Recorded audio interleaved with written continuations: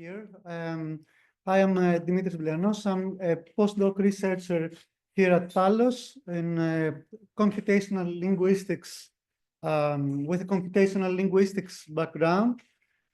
So I will be, I'm happy to open this today's session, and I will be presenting a general NLP workflow for the digital humanities here in TALOS. Basically, that plan came after some discussions here in TALOS with Professor Ross, among others, and basically, since we work interdisciplinary in an interdisciplinary fashion here, we decided that it would be a good idea to have a general workflow that basically discusses the different research topics.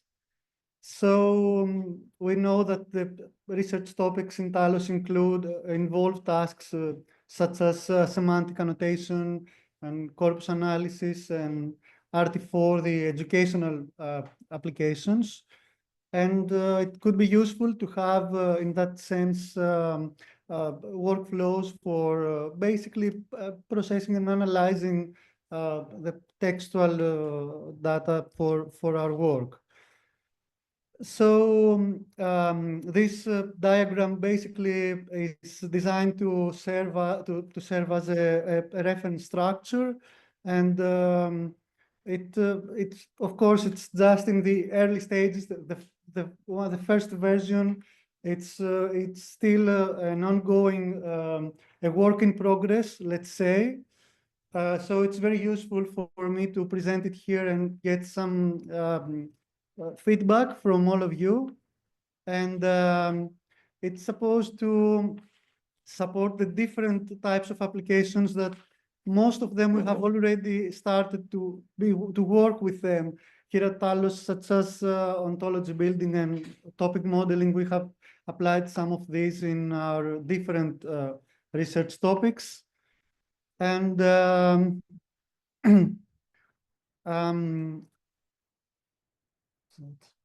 sorry.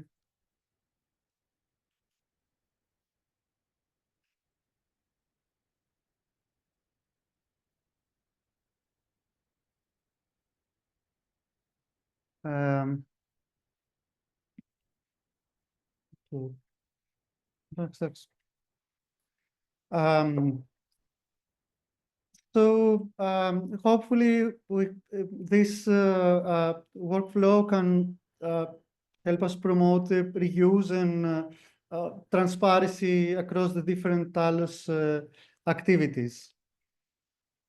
So basically just a short introduction of what it involves.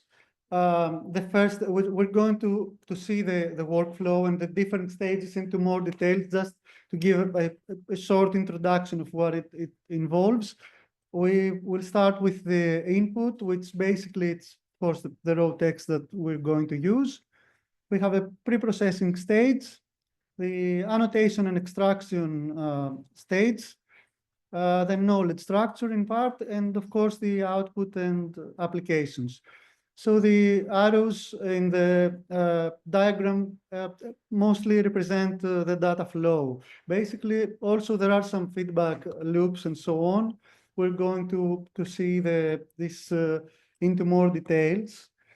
So this is just to give a general view of the diagram. Of course, maybe you can't see the details, but I'm going to show each part of this later, but just to give a basic idea of what the whole thing looks like.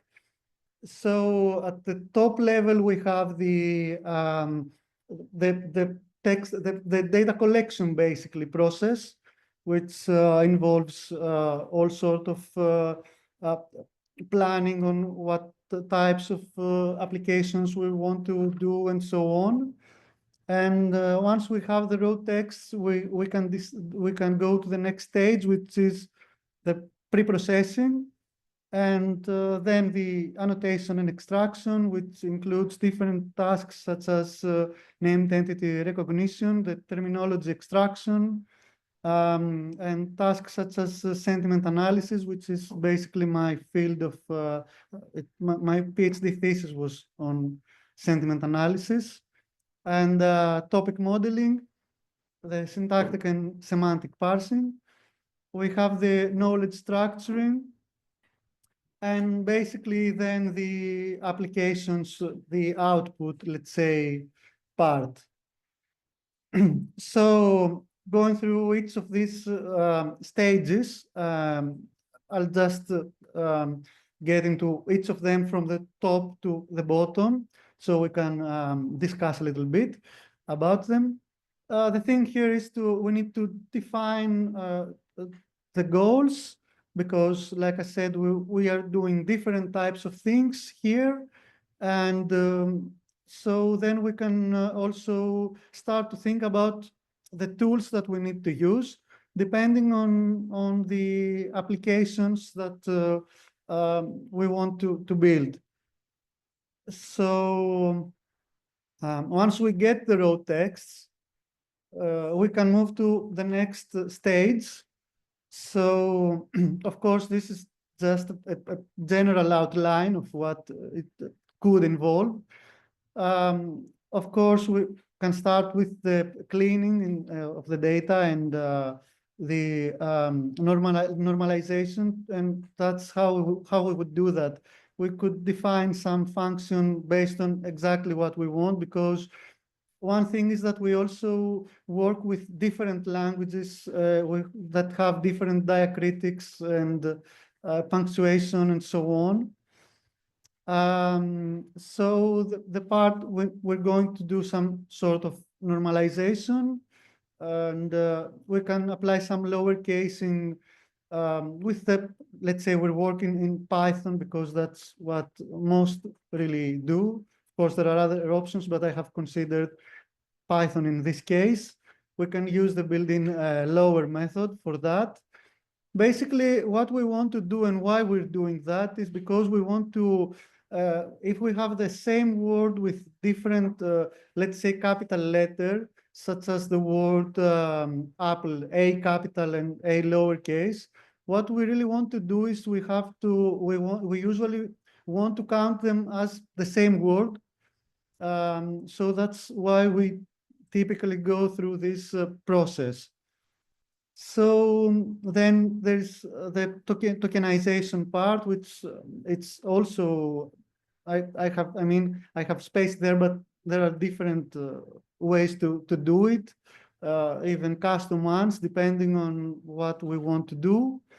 And this is basically the non-technical way to put it is to, let's get the words in the text, in this stream of text, and then we can apply lemmatization or stemming to get, for example, let's say the root of the word or the lemma. The lemma basically is the type of word that you find in a dictionary, let's say, that represent the different grammatical versions of a word. For example, let's say you have the word book and books. You can have the word book to represent both of these instances. And this is very important in many languages, let's say Indo-European languages such as Greek or Italian or German or Russian, because they have tend to have very rich inflection, many different versions of grammatical versions for agreement between the different parts of speech, which basically semantically, they basically represent the same meaning, let's say. So one thing we can also do if we have to, it's the sentence splitting, to split the texts into sentences. And we can do that defining, let's say, a regular expression based function for to find the, for example, some let's say question marks or full stops and so on in the text. And once we're done with all that, we can move on to the annotation and extraction part. And the first thing that we can do here is to go to the named entity recognition part, which basically what it does, it identifies automatically in a text instances of people, places, organizations, and also there are others, depending on the tool that we're using. For example, it can also define geopolitical entities or locations, and it also you can also train your own models to basically do whatever you need to do. And there's different models, older ones such as the NLTK built-in named entity recognition, and also newer ones such as FLAIR or FLAIR, which is for ancient Greek, which is they are transformer based, more recent ones, and they tend to work better. So that can be used both for output as a task in itself, but also it can be used for the knowledge structuring part. We also have the terminology extraction, which basically has it identifies domain-specific terms and relations and so on, and of course definitions. And of course, this is also very important to use as an input for the knowledge structuring process for the ontology and so on. And also we can use some techniques, for example, such as sentiment analysis to cover the, let's say, the emotional layer. There are different ways to do that, depending on what we want, what type of data we have. There are rule-based systems and, of course, machine learning ranging from classical, old school, let's say, algorithms, such as naive Bayes or support vector machines, and of course, the LLMs that are now used, depending on the task. All of them have their pros and cons, let's say. Of course, the newer ones are better in how well they work, of course, but sometimes other things need to be considered, which are, for example, what type of data we have, how fast we want that to work, and so on. What is the most, let's say, cost-effective way to work with it? Then we also have topic modeling, which also there are different ways to approach it. Basically, topic modeling refers to groups of words that can comprise different topics in a sense that they are related in a text, let's say by the way they appear in the same contexts, let's say. And this can also help in the knowledge structuring part. And also, of course, the syntactic and semantic parsing. I'm also giving some examples here, such as dependency parsing. And we can use that basically to identify subject, verb, object triples for the knowledge structuring. And also at this point, we can also use that for the knowledge graph, and also as an output, again, in itself, as its own. These are very well, all of them are very well-studied problems. I mean, I can definitely tell you that from my PhD experience with sentiment analysis.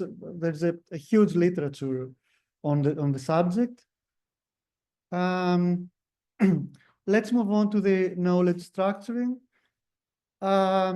So basically, we can see that we can use different things to feed this part of let's say the ontology building in itself.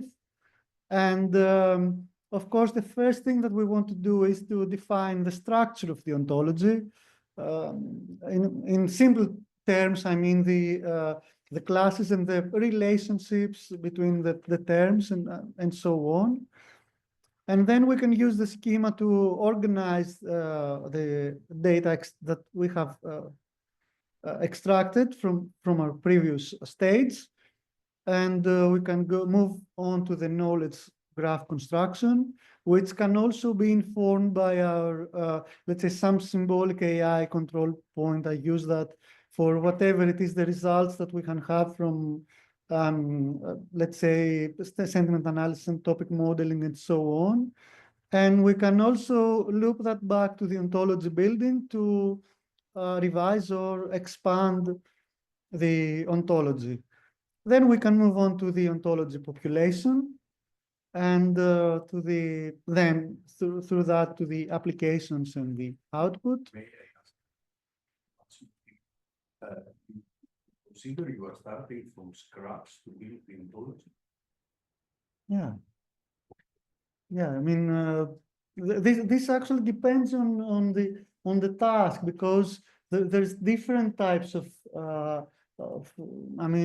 tasks that can be used. So I'm really having a hard time to answer that, because this is just a very general outline. So But I'm not to understand where you start from, because that's usually something important to where we can go. Yeah. So from me, if please. Yeah, okay. Better question. No, it's okay. That's the beginning. We are also interested to be able to upload a bootstrap first ontology in order to increase, of course. Okay. Okay. So there are different things that we can use at that stage. Of course, the semantic annotation is very important part, and of course we can apply some corpus visualization as an output, have some corpus visualization and exploration, and tasks such as the data publication to promote open science, of course. And finally, we can use whatever it is that it is our output to further look back and train our models.